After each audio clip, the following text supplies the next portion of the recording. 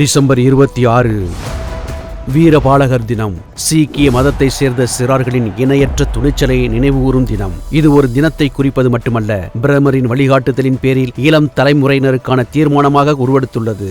अब ये दिन करोड़ों देशवासियों के लिए, पूरे देश के लिए राष्ट्रीय प्रेरणा का पर्व बना है.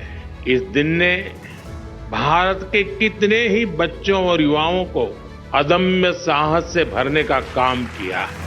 வீரபாலகர் தினம் நாட்டில் உள்ள ஒவ்வொரு குழந்தைகளிடத்தில் நாட்டுப்பற்றையும் வலுவான மன உறுதியையும் உருவாக்குகிறது. இது 2047 ஆண்டில் வளர்ச்சியடைந்த இந்தியாவிற்கான தொலைநோக்கு பார்வைக்கு வலு சேர்ப்பதாக உள்ளது.